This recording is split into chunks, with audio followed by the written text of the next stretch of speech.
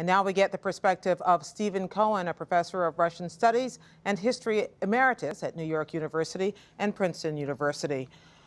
Why are we in this position tonight, Professor Cohen? What is Putin's endgame here? I don't know where to begin because I've just listened to two statements of the official American position. The position about where we are today and how we got here. I think they're fundamentally wrong. What we're watching today is the worst kind of history being made. The descent of a new Cold War divide between West and East in Europe, this time not in faraway Berlin, but right on Russia's borders through Ukraine. That will be instability and the prospect of war for decades to come for our kids and our grandchildren. The official version is that Putin is to blame. He did this. But it simply isn't true. This began 20 years ago when Clinton began the movement of NATO toward Russia, a movement that's continued. And even if we just go back to this November, just a few months ago when the protesters came into the streets in Ukraine, Putin said to Europe and to Washington, why are you forcing Ukraine to choose between Russia and Europe? We're prepared with Europe to do a kind of mini Marshall Plan to bail Ukraine out. Let's do it together. And that was refused by Washington and Brussels. And that refusal led to the situation today. And one last point, the worst outcome, you asked Michael, and he didn't say, but he said what he didn't want.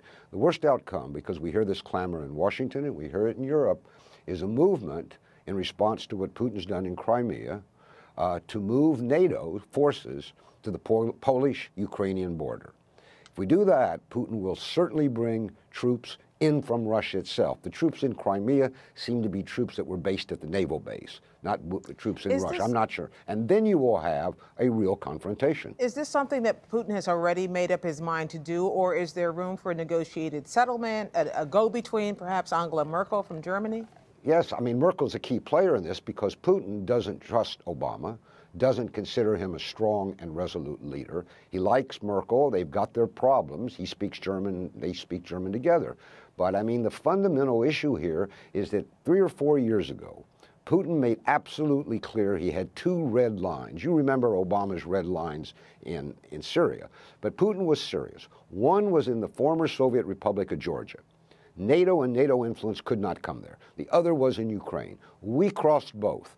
You got a war in Georgia in 2008, and you've got today in Ukraine because we, the United States and Europe, crossed Putin's red line. Now, you can debate whether he has a right to that red line, well, but let's at least discuss it. That's kind of the question, isn't it? Well, let me turn it back to you, because what I hear is, in the American commentary, is Russia has no legitimate national interest abroad, not even on its borders, as though we don't care what happens in Canada and Mexico. I mean, if you come to that, and we never said that about the Soviet Union, by the way. We recognize the Soviet Union had national interest. If the position is there are no legitimate national security interest that Russia can defend, then we are where we are. If we acknowledge those interests, there are ways to negotiate out of this crisis. So I'm not sure Obama can do it. Well, can Kerry do it? That's the one who's headed tomorrow to Kiev. What should he be trying to do at this meeting? I mean, I don't think Kerry's going to Kiev for the reason he's giving. He says he's going to find out what this so-called government in Kiev wants. It's an extremist government with no constitutional international legitimacy. It's unelected. I think what Kerry's doing is going to Kiev to chill out that government, which has been issuing provocative anti-Russian statements. What Kerry and Obama should do is beg Merkel to keep talking to Putin, because he trusts her for better or worse. Why is any of this important to anyone who is not in Russia or Ukraine? Well, I told you at the top. I mean, you and I are old enough to have lived through divided Europe in Berlin. And we were lucky, they say, that we survived it. Now imagine that on the borders of Russia. I mean, just imagine what that means. The possibility of provocation, the possibility of misunderstanding. And let me mention one other thing. You want to talk about Russia's ties to Ukraine? There is something much more primary. Tens of millions of Russians and Ukrainians are married. They are married. They are conjugal. They have children together. You want to put a new iron curtain or whatever you call it right through that biological reality?